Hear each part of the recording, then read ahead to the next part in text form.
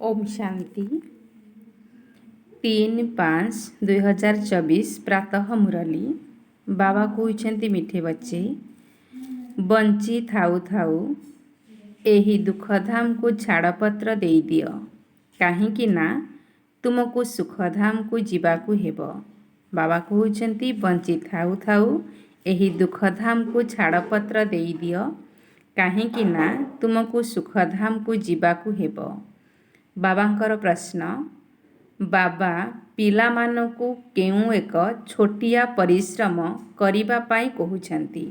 बाबा पिलामानकु केउं एक छोटिया परिश्रम करिबा पाई कहउछंती। बाबा उत्तरे कहिले बाबा कहउछंती पिलामाने काम विकार तुमर महाशत्रु अटे, एहा उपरे विजय प्राप्त कर। मु तुमको एही छोटिया परिश्रमटी करिबा पाई कहूछि। तुमको संपूर्ण पवित्र हेबाकू पड़िबो। पतितरु पावन अर्थात पारसमणि सदृश हेबार अछि। पारसमणि हेउथिबा पिलामाने पत्थर होई पारिबे नाही।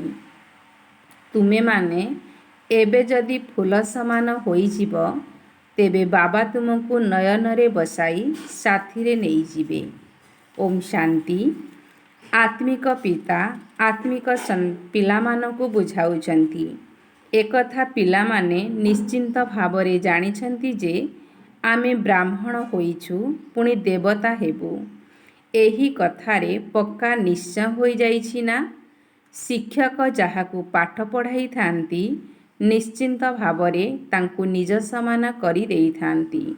एहा तो निश्चयर कथा अटे। सेहीपरि कल्प कल्प बाबा आसी बुझाउछंती मु नरकवासी मानकू स्वर्गवासी करुछि। तेबे सारा दुनिया को स्वर्गवासी केही तो करुथिबे ना।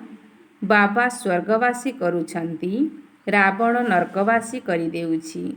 वर्तमान रावण राज्य चलीछि। सत्य जुगरे पुणी राम राज्य हेबो। जदि राम राज्यर स्थापना कर्ता अछंती तेबे रावण राज्यर स्थापना कर्ता मध्य निश्चिंत थिबे। भगवान को ही राम कुहा जाउछि। भगवान नुआ दुनिया स्थापना करुछंती। एही ज्ञान तो बहुत सहज, कोनोसी बड़ कथा नुहे। किंतु मनुष्य माने एभली पत्थर बुद्धि होई जाइछंती जे पारस बुद्धि हेबा असंभव बोली भाबुछंती। नरकवासीरु स्वर्गवासी हेबा पाई बहुत मेहनत करिबाकू हेबो। काहेकि ना मायार बहुत प्रभाव रहिछि। केते बड़ बड़ घर 10 महला 100 महला तियारी करुछंती। स्वर्गरे एते महला हेबो नाही, एहिठारे ही तियारी करुछंती। तुमे माने जानिछ सत्य जुगरे एभली घर हेबो नाही जेपरी एठारे तियारी करुछंती। बाबा स्वयं बुझाउछंती सारा विश्वरे एते कम मनुष्य रहिबे, तेणु सेठारे एते महला तियारी करिबार आवश्यकता ही नाही। सेठारे अमाप भू संपत्ति पड़िथिबो।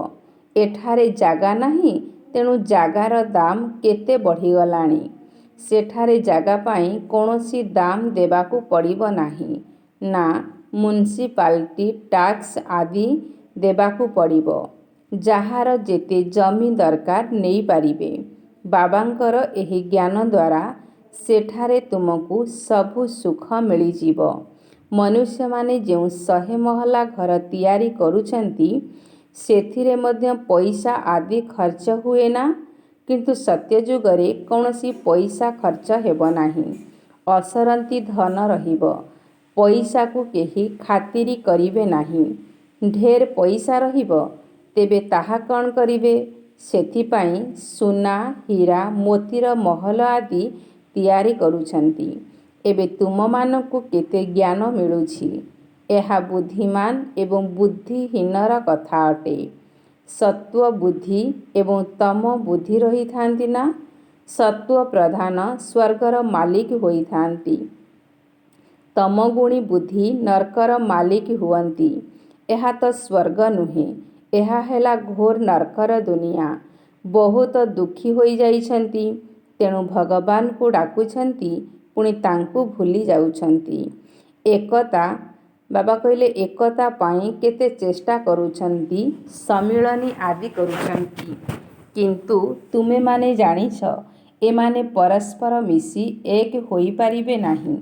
ବର୍ତ୍ତମାନ ସାରା ବୃକ୍ଷର ଜୀର୍ଣ୍ଣଶୀର୍ଣ୍ଣ ଅବସ୍ଥା ହୋଇଯାଇଛି।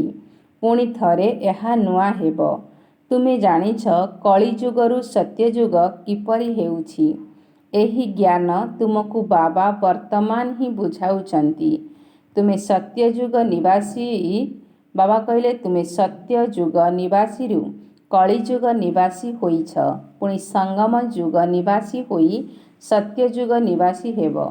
କହୁଛନ୍ତି ଏତେ ସବୁ ଆତ୍ମା କ'ଣ ସତ୍ୟଯୁଗକୁ ଯିବେ? ନା, ଯିଏ ବାସ୍ତବିକ ସତ୍ୟନାରାୟଣଙ୍କର କଥା ଶୁଣିବେ ସିଏ ସ୍ୱର୍ଗକୁ ଯିବେ। ବାକି ସମସ୍ତେ ଶାନ୍ତିଧାମକୁ ଚାଲିଯିବେ। ସେଠାରେ ଦୁଃଖଧାମ ତ ରହିବ ନାହିଁ। ତେଣୁ ଏହି ଦୁଃଖଧାମକୁ ବଞ୍ଚି ଥାଉ ଥାଉ ଛାଡ଼ପତ୍ର ଦେଇଦେବା ଉଚିତ। ବାବା ଉପାୟ ବତାଉଛନ୍ତି ଯେ କିପରି ତୁମେମାନେ ଛାଡ଼ପତ୍ର ଦେଇପାରିବ। ଏହି ସମଗ୍ର ସୃଷ୍ଟିରେ ଦେବୀ ଦେବତାମାନଙ୍କର ରାଜ୍ୟ ଥିଲା, ଯାହାକୁ ପୁଣି ଥରେ ସ୍ଥାପନ କରିବା ପାଇଁ ବାବା ଆସୁଛନ୍ତି। ଆମେ ସେହି ବାବାଙ୍କଠାରୁ ବିଶ୍ୱର ରାଜ୍ୟ ନେଉଛୁ।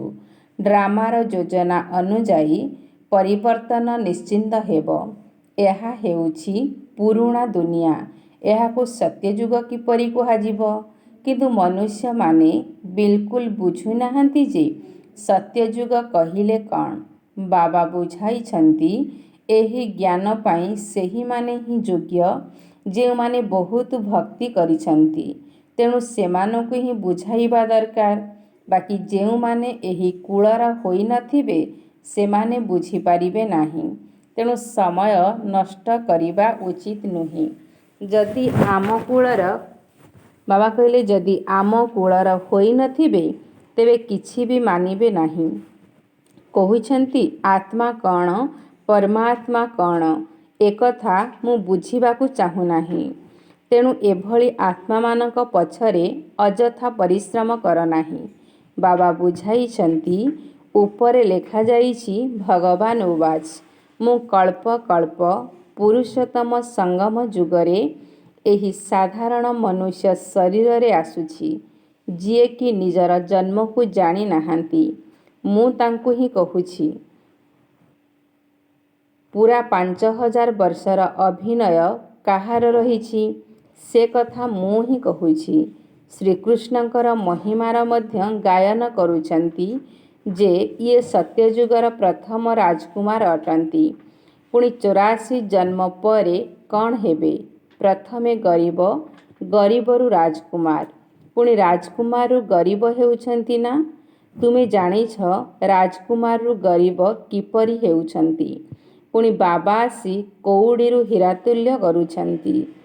ଯିଏ ହୀରା ସମାନ ଥିଲେ ସିଏ ପୁଣି କଉଡ଼ି ସମାନ ହେଉଛନ୍ତି। ପୁନର୍ଜନ୍ମ ତ ନେଉଛନ୍ତି ନା? ସବୁଠାରୁ ଅଧିକ ଜନ୍ମ କିଏ ନେଉଛନ୍ତି ଏକଥା ତୁମେମାନେ ଜାଣିଛ। ପ୍ରଥମେ ତ ଶ୍ରୀକୃଷ୍ଣଙ୍କୁ ହିଁ ମାନିବେ ନା? କାହିଁକି ନା ଏହା ତାଙ୍କର ହିଁ ରାଜଧାନୀ ଥିଲା। ସେ ବହୁତ ଜନ୍ମ ମଧ୍ୟ ନେଇଥିବେ। ଏହା ବହୁତ ସହଜ କଥା, କିନ୍ତୁ ମନୁଷ୍ୟମାନେ ଏହି କଥା ପ୍ରତି ଧ୍ୟାନ ଦେଉନାହାନ୍ତି। ବାବା ଯେତେବେଳେ ବୁଝାଇ ଦେଉଛନ୍ତି ସେତେବେଳେ ଆଶ୍ଚର୍ଯ୍ୟ ହେଉଛନ୍ତି। ବାବା ସଠିକ୍ କଥା ବତାଉଛନ୍ତି। ଯିଏ ଫାଷ୍ଟ ସିଏ ଲାଷ୍ଟ, ଅର୍ଥାତ୍ ପ୍ରଥମ ନମ୍ବରର ଆତ୍ମା ହିଁ ଶେଷ ନମ୍ବରକୁ ଯାଉଛନ୍ତି। ପ୍ରଥମ ଜନ୍ମ ହୀରା ତୁଲ୍ୟ, ଅନ୍ତିମ ଜନ୍ମ କଉଡ଼ି ତୁଲ୍ୟ ଅଟେ। ଏବେ ପୁଣି ଥରେ ହୀରା ତୁଲ୍ୟ ପବିତ୍ର ହେବାକୁ ପଡ଼ିବ। ଏଥିରେ ଅସୁବିଧା କିଛି ନାହିଁ। ପାରଲୌକିକ ପିତା ଅଧ୍ୟାଦେଶ ଜାରି କରିଛନ୍ତି। କାମ ବିକାର ମହାଶତ୍ରୁ ଅଟେ। ତୁମେ କିପରି ପତିତ ହୋଇଛ? ବିକାରଗ୍ରସ୍ତ ହେବା ଦ୍ୱାରା ପତିତ ହୋଇଛ। ସେଥିପାଇଁ ଡାକୁଛ। ବାବା କହିଲେ ସେଥିପାଇଁ ଡାକୁଛ ମଧ୍ୟ ହେ ପତିତ ପାବନ ଆସ। କାହିଁକି ନା ବାବା ତ ସଦା ସର୍ବଦା ପାରସ୍ୟ ବୁଦ୍ଧି ଅଟନ୍ତି। ସିଏ କେବେ ପଥର ବୁଦ୍ଧି ହେଉନାହାନ୍ତି। ବାବାଙ୍କର ଏବଂ ପ୍ରଥମ ନମ୍ବରରେ ଜନ୍ମ ନେଉଥିବା ଆତ୍ମାଙ୍କର ସଂଯୋଗ ହୋଇଛି। ଦେବତାମାନେ ତ ବହୁତ ଅଛନ୍ତି, କିନ୍ତୁ ମନୁଷ୍ୟମାନେ କିଛି ବି ବୁଝୁନାହାନ୍ତି। ଖ୍ରୀଷ୍ଟିଆନମାନେ କହୁଛନ୍ତି ଖ୍ରୀଷ୍ଟଙ୍କର ଆସିବାର 3000 ବର୍ଷ ପୂର୍ବରୁ ଭାରତ ସ୍ୱର୍ଗ ଥିଲା। ସେମାନେ ଶେଷ ସମୟରେ ଆସୁଛନ୍ତି, ତେଣୁ ତାଙ୍କ ପାଖରେ ଶକ୍ତି ଅଛି। ତାଙ୍କଠାରୁ ହିଁ ସମସ୍ତେ ଶିଖିବା ପାଇଁ ଯାଉଛନ୍ତି। କାହିଁକି ନା ତାଙ୍କର ବୁଦ୍ଧି ସତେଜ ଅଛି। ତାଙ୍କର ମଧ୍ୟ ବୃଦ୍ଧି ହେଉଛି। ସେମାନେ ମଧ୍ୟ ସତ୍ତ୍ୱ ରଜ ତମରେ ଆସୁଛନ୍ତି। ତୁମେ ଜାଣିଛ ସବୁକିଛି ବିଦେଶରୁ ହିଁ ଶିଖୁଛନ୍ତି। ଏକଥା ମଧ୍ୟ ତୁମେ ଜାଣିଛ ଯେ ସତ୍ୟ ଯୁଗରେ ମହଲ ଆଦି ଗଢ଼ିବାରେ ସମୟ ଲାଗିବ ନାହିଁ। ଯଦି ଜଣଙ୍କର ବୁଦ୍ଧିରେ ଆସିଗଲା, ପୁଣି ତାହା ସମସ୍ତଙ୍କ ପାଖକୁ ପ୍ରସାରିତ ହୋଇଥାଏ। ତେଣୁ ଗୋଟିଏ ତିଆରି କରି ପୁଣି ଢେର ତିଆରି କରିଥାନ୍ତି। ସେମାନଙ୍କର ବୁଦ୍ଧିରେ ଆସିଯାଇଥାଏ ନା। ବୈଜ୍ଞାନିକମାନଙ୍କର ବୁଦ୍ଧି ତୁମ ପାଖକୁ ଆସିବା ଦ୍ୱାରା ଆହୁରି ଶ୍ରେଷ୍ଠ ହୋଇଯାଇଥାଏ। ତୁରନ୍ତ ମହଲ ଆଦି ତିଆରି ସବୁ ନିର୍ମାଣ କରିଦିଅନ୍ତି। ଏଠାରେ ଘର ବା ମନ୍ଦିର ତିଆରି କରିବାରେ 12 ମାସ ଲାଗିଯାଉଛି। ସେଠାରେ ତ ଇଞ୍ଜିନିୟର ଆଦି ସବୁ ହୁସିଆର ହୋଇଥାନ୍ତି। ତାହା ହେଲା ସୁବର୍ଣ୍ଣ ଯୁଗ। ପଥର ଆଦି ତ ସେଠାରେ ରହିବ ନାହିଁ। ଏବେ ତୁମେ ବସିଛ, ଚିନ୍ତନ କରୁଥିବ, ଆମେ ଏହି ପୁରୁଣା ଶରୀର ଛାଡ଼ି ଘରକୁ ଯିବୁ। ସେଠାରେ ପୁଣି ସତ୍ୟଯୁଗରେ ଯୋଗବଳ ଦ୍ୱାରା ଜନ୍ମ ନେବୁ। କିନ୍ତୁ ପିଲାମାନଙ୍କର ଖୁସି କାହିଁକି ରହୁନାହିଁ? ଚିନ୍ତନ କାହିଁକି ଚାଲୁନାହିଁ? ଯେଉଁମାନେ ସେବାଧାରୀ ସନ୍ତାନ, ସେମାନଙ୍କର ଚିନ୍ତନ ଚାଲିବ। ଯେପରି ବାରିଷ୍ଟରୀ ପାସ୍ କଲେ ବୁଦ୍ଧିରେ ଆସିଥାଏ ନା, ମୁଁ ଏହିପରି କରିବି, ସେପରି କରିବି। ସେହିପରି ତୁମେମାନେ ମଧ୍ୟ ଜାଣିଛ, ଆମେ ଏହି ଶରୀର ଛାଡ଼ି ପୁଣି ଏହିପରି ହେବୁ। ଯୋଗବଳ ଦ୍ୱାରା ତୁମର ଆୟୁ ବୃଦ୍ଧି ହେବ। ବର୍ତ୍ତମାନ ତ ତୁମେ ଅବିନାଶୀ ବାବାଙ୍କର ସନ୍ତାନ ହୋଇଛ। ଏହି ପଦ ବହୁତ ଉଚ୍ଚ ଅଟେ।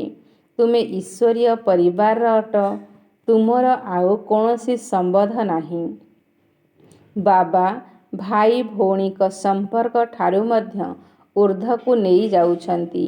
ଭାଇ ଭାଇ ବୋଲି ଭାବ, ଏହାକୁ ବହୁତ ଅଭ୍ୟାସ କରିବାକୁ ହେବ। ଭାଇର ନିବାସ ସ୍ଥାନ କେଉଁଠି? ଏହି ସିଂହାସନରେ ଅକାଳ ଆତ୍ମା ରହିଥାଏ। ସବୁ ଆତ୍ମାମାନଙ୍କର ଏହି ଭୃକୁଟି ସିଂହାସନ ଜରାଜୀର୍ଣ୍ଣ ହୋଇଗଲାଣି। ସବୁଠାରୁ ଅଧିକ ତୁମର ସିଂହାସନ ଜରାଜୀର୍ଣ୍ଣ ହୋଇଯାଇଛି। ଆତ୍ମା ଏହି ସିଂହାସନ ଉପରେ ବିରାଜମାନ ହୋଇଥାଏ। ଭୃକୁଟି ମଧ୍ୟଭାଗରେ କ'ଣ ଅଛି, ଏହା ବୁଦ୍ଧିରେ ବୁଝିବାର କଥା। ଆତ୍ମା ବିଲକୁଲ ସୂକ୍ଷ୍ମ ତାରକା ସମାନ ଅଟେ। ବାବା ମଧ୍ୟ କହୁଛନ୍ତି, ମୁଁ ମଧ୍ୟ ବିନ୍ଦୁ ଅଟେ। ମୁଁ କ'ଣ ତୁମଠାରୁ ଆକାରରେ ବଡ଼ କି? ତୁମେ ଜାଣିଛ, ଆମେ ସମସ୍ତେ ଶିବବାବାଙ୍କର ସନ୍ତାନ। ଏବେ ଆମକୁ ବାବାଙ୍କଠାରୁ ସମ୍ପତ୍ତି ନେବାର ଅଛି। ସେଥିପାଇଁ ନିଜକୁ ଆତ୍ମା, ଭାଇ ଭାଇ ଭାବିବାକୁ ହେବ। ବାବା ତୁମକୁ ସମ୍ମୁଖରେ ପାଠ ପଢ଼ାଉଛନ୍ତି। ଆଗକୁ ଆହୁରି ଆକର୍ଷଣ ବଢ଼ି ଚାଲିବ। ଏହି ବିଘ୍ନ ମଧ୍ୟ ଡ୍ରାମା ଅନୁସାରେ ପଡ଼ି ଚାଲିବ। ଏବେ ବାବା କହୁଛନ୍ତି, ତୁମକୁ ପତିତ ହେବାର ନାହିଁ। ଏହି ଅଧ୍ୟାଦେଶ ଜାରି କରାଯାଇଛି। ଏବେ ତ ଆହୁରି ତମୋପ୍ରଧାନ ହୋଇଯାଇଛନ୍ତି। ବିକାର ବିନା ରହିପାରୁନାହାନ୍ତି। ଯେପରି ସରକାର କହୁଛନ୍ତି ମଦ ପିଅ ନାହିଁ, କିନ୍ତୁ ଏମାନେ ମଦ ବିନା ରହିପାରୁନାହାନ୍ତି। ପୁଣି ସେହିମାନଙ୍କୁ ହିଁ ମଦ ପିଆଇ ନିର୍ଦ୍ଦେଶ ଦେଉଛନ୍ତି, ଅମୁକ ଜାଗାରେ ଆତ୍ମଘାତୀ ବୋମା ପକାଅ। ତେବେ ଏହାଦ୍ୱାରା କେତେ କ୍ଷତି ହେଉଛି। ତୁମେ ଏଠାରେ ବସି ବସି ବିଶ୍ୱର ମାଲିକ ହେଉଛ। ସେମାନେ ପୁଣି ସେଠାରେ ବସି ବସି ବୋମା ପକାଉଛନ୍ତି ସାରା ବିଶ୍ୱର ବିନାଶ ପାଇଁ। କିଭଳି କୌତିକିଆ ଖେଳ ତିଆରି ହୋଇଛି। ତୁମେ ଏଠାରେ ବସି ବସି ବାବାଙ୍କୁ ୟାଦ କରି ବିଶ୍ୱର ମାଲିକ ହୋଇଯାଉଛ। ଯେପରି ବି ହେଉ ବାବାଙ୍କୁ ନିଶ୍ଚିନ୍ତ ଭାବରେ ୟାଦ କରିବାକୁ ହେବ। ଏଥିରେ ହଠଯୋଗ ଅଥବା ଆସନ ଆଦି କରିବାର କୌଣସି କଥା ନାହିଁ। ବାବା ତୁମକୁ କୌଣସି ପ୍ରକାରର କଷ୍ଟ ଦେଉନାହାନ୍ତି। ଯେପରିକି କେବଳ ଏତିକି ୟାଦ କର ଯେ ଆମେ ବାବାଙ୍କର ସବୁଠାରୁ ପ୍ରିୟ ସନ୍ତାନ ଅଟୁ। ଅତି ସହଜରେ ଲହୁଣୀରୁ କେଶ ବାହାରି ଯିବା ଭଳି ତୁମକୁ ରାଜତ୍ୱ ମଧ୍ୟ ବହୁତ ସହଜରେ ମିଳିଯାଉଛି। ସେଥିପାଇଁ ଗାୟନ ମଧ୍ୟ ରହିଛି, ଗୋଟିଏ ସେକେଣ୍ଡରେ ଜୀବନ ମୁକ୍ତି ମିଳୁଛି। ଯେଉଁଠାରେ ବି ବସ, ଚାଲ, ବୁଲ, କିନ୍ତୁ ବାବାଙ୍କୁ ମନେ ପକାଅ। ପବିତ୍ର ହେବା ବିନା ଘରକୁ କିପରି ଯିବ? ଯଦି ଯୋଗ ବଳ ଦ୍ୱାରା ପବିତ୍ର ନ ହେବ ତେବେ ଦଣ୍ଡ ଭୋଗ କରିବାକୁ ପଡ଼ିବ। ଯେତେବେଳେ ଧର୍ମରାଜଙ୍କ ପାଖକୁ ଯିବ ସେତେବେଳେ ସମସ୍ତଙ୍କର ହିସାବ କିତାବ ଚୁକ୍ତ ହେବ। ଯେତେ ପବିତ୍ର ହେବ ସେତେ ଉଚ୍ଚ ପଦ ପାଇବ। ଅପବିତ୍ରତା ରହିଲେ କମ୍ ପଦ ପାଇବ। ତେଣୁ ଯେତେ ବାବାଙ୍କୁ ମନେ ପକାଇବ ସେତେ ପାପ କଟିବ। ଏଥିରେ ଖର୍ଚ୍ଚ ଆଦିର କୌଣସି କଥା ନାହିଁ। ଘରେ ରହି ମଧ୍ୟ ବାବାଙ୍କଠାରୁ ମନ୍ତ୍ର ନିଅ। ମନ୍ମନା ଭବ ହେଉଛି ମାୟାକୁ ବଶ କରିବାର ମନ୍ତ୍ର। ଏହି ମନ୍ତ୍ର ମିଳିଗଲା ପରେ ତୁମେ ଘରକୁ ଯାଇ ଅଭ୍ୟାସ କରିପାରିବ। ମୁଖ ଦ୍ୱାରା କିଛି ବି କୁହ ନାହିଁ। ଅଲଫ ଏବଂ ବେ ସତ୍ୟଯୁଗୀ ରାଜତ୍ୱକୁ ମନେ ପକାଅ। ତୁମେମାନେ ଜାଣିଛ ବାବାଙ୍କୁ ୟାଦ କରିବା ଦ୍ୱାରା ଆମେ ସତ୍ୱ ପ୍ରଧାନ ହୋଇଯିବୁ ଏବଂ ଆମର ପାପ କଟିଯିବ। ବାବା ନିଜର ଅନୁଭବ ମଧ୍ୟ ଶୁଣାଉଛନ୍ତି। ଭୋଜନ କରିବା ପାଇଁ ବସୁଛି। ଆଚ୍ଛା, ବାବାଙ୍କୁ ମନେ ପକାଇ ଖାଇବି, ପୁଣି ତୁରନ୍ତ ଭୁଲି ଯାଉଛି। କାହିଁକି ନା ଗାୟନ ରହିଛି, ଯାହାର ମଥାରେ ମାମଲା। କେତେ ଖିଆଲ ରଖିବାକୁ ପଡ଼ୁଛି। ଅମୁକର ଆତ୍ମା ବହୁତ ସେବା କରୁଛି, ତାଙ୍କୁ ମନେ ପକାଇବାକୁ ହେବ। ବାବା ସେବାଧାରୀ ସନ୍ତାନମାନଙ୍କୁ ବହୁତ ସ୍ନେହ କରୁଛନ୍ତି। ତୁମକୁ ମଧ୍ୟ କହୁଛନ୍ତି ଏହି ଶରୀରରେ ବିରାଜମାନ ଥିବା ଆତ୍ମାକୁ ମନେ ପକାଅ। ଏଠାକୁ ତୁମେ ଶିବବାବାଙ୍କ ପାଖକୁ ଆସୁଛ। ବାବା ସେଠାରୁ ତଳକୁ ଆସିଛନ୍ତି। ତୁମେ ମଧ୍ୟ ସମସ୍ତଙ୍କୁ କହୁଛ ଭଗବାନ ଆସିଛନ୍ତି, କିନ୍ତୁ କିଛି ବୁଝୁନାହାନ୍ତି। ତେଣୁ ସେମାନଙ୍କୁ ଯୁକ୍ତିର ସହିତ କହିବାକୁ ହେବ। ହଦ୍ ଏବଂ ବେହଦର ଦୁଇଜଣ ପିତା ଅଛନ୍ତି। ବର୍ତ୍ତମାନ ଅବିନାଶୀ ବାବା ରାଜତ୍ୱ ଦେଉଛନ୍ତି। ପୁରୁଣା ଦୁନିଆର ବିନାଶ ମଧ୍ୟ ସମ୍ମୁଖରେ ରହିଛି। ବର୍ତ୍ତମାନ ଗୋଟିଏ ଧର୍ମର ସ୍ଥାପନା ଏବଂ ଅନେକ ଧର୍ମର ବିନାଶ ହେଉଛି। ବାବା କହୁଛନ୍ତି ମୋତେ ମନେ ପକାଅ, ତେବେ ତୁମର ପାପ ଭସ୍ମ ହୋଇଯିବ। ଏହା ହେଲା ଯୋଗ ଅଗ୍ନି, ଯାହାଦ୍ୱାରା ତୁମେ ତମୋ ପ୍ରଧାନରୁ ସତ୍ୱ ପ୍ରଧାନ ହୋଇଯିବ। ଏହି ଉପାୟ ବାବା ହିଁ ବତାଉଛନ୍ତି। ତୁମେମାନେ ଜାଣିଛ ବାବା ସମସ୍ତଙ୍କୁ ଫୁଲ ସମାନ କରି ନୟନରେ ବସାଇ ଘରକୁ ନେଇଯିବେ। କେଉଁ ନୟନ? ଜ୍ଞାନର ନୟନ। ବାବା ଆତ୍ମାମାନଙ୍କୁ ହିଁ ନେଇଯାଉଛନ୍ତି। ତୁମେମାନେ ମଧ୍ୟ ଜାଣିଛ ଯେ ଆମକୁ ନିଶ୍ଚିନ୍ତ ଭାବରେ ଯିବାକୁ ହେବ। ତା ପୂର୍ବରୁ ଆମେ କାହିଁକି ବାବାଙ୍କଠାରୁ ସମ୍ପତ୍ତି ନ ନେବୁ? ଏହି ରୋଜଗାର ମଧ୍ୟ ବହୁତ ଶ୍ରେଷ୍ଠ। ବାବାଙ୍କୁ ଭୁଲିବା ଦ୍ୱାରା ବହୁତ କ୍ଷତି ମଧ୍ୟ ହେଉଛି। ତେଣୁ ତୁମେ ପକ୍କା ବ୍ୟାପାରୀ ହୁଅ। ବାବାଙ୍କୁ ମନେ ପକାଇବା ଦ୍ୱାରା ହିଁ ଆତ୍ମା ପବିତ୍ର ହେବ। ପୁଣି ତୁମେ ଗୋଟିଏ ଶରୀର ଛାଡ଼ି ଆଉ ଗୋଟିଏ ନେବ। ସେଥିପାଇଁ ବାବା କହୁଛନ୍ତି ମିଠା ମିଠା ପିଲାମାନେ, ଦେହୀ ଅଭିମାନୀ ହୁଅ। ଏହି ଅଭ୍ୟାସକୁ ପକ୍କା କରିବାକୁ ହେବ। ନିଜକୁ ଆତ୍ମା ମନେକରି ବାବାଙ୍କଠାରୁ ଶିକ୍ଷା ଗ୍ରହଣ କଲେ ତୁମର ନୌକା ପାରି ହୋଇଯିବ। ତୁମେ ଶିବାଳୟକୁ ଚାଲିଯିବ। ଚନ୍ଦ୍ରକାନ୍ତ ବେଦାନ୍ତରେ ମଧ୍ୟ ଏହି କଥା ରହିଛି।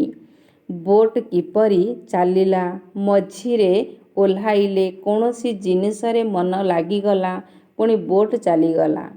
ଏହି ଭକ୍ତିମାର୍ଗର ଶାସ୍ତ୍ର ପୁଣି ଥରେ ହେବ। ତୁମେମାନେ ପୁଣି ପଢ଼ିବ। ପୁଣି ଯେତେବେଳେ ବାବା ଆସିବେ ଏସବୁ ଛାଡ଼ିଦେବ।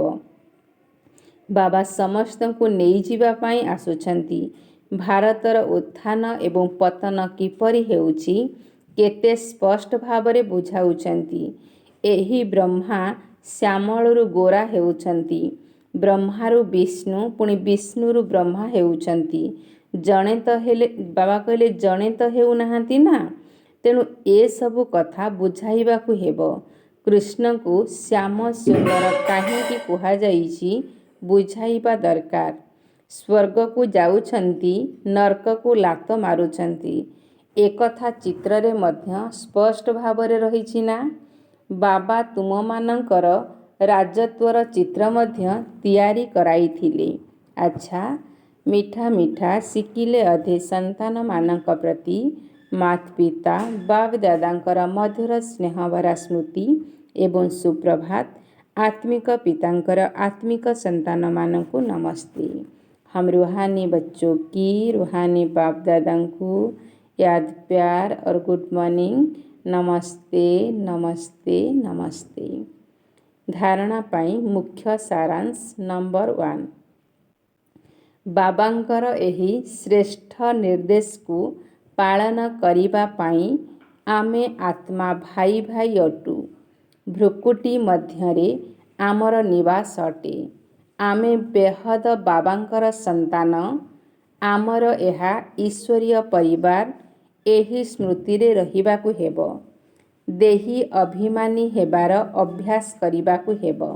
नंबर 2, धर्मराजंकर दंडरू मुक्त हेबा पाई निजर सबु हिसाब किताब को चुक्त करिबाकु हेबो।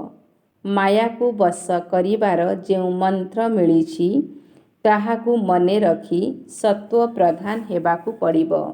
बाबांकर वरदान बिंदु स्वरूपरे स्थित रही अन्य मानकु मध्य ड्रामा बिंदुर स्मृति देउथिबा विघ्न विनाशक भव। बिंदु स्वरूपरे स्थित रही अन्य मानकु मध्य ड्रामा बिंदुर स्मृति देउथिबा विघ्न विनाशक भव।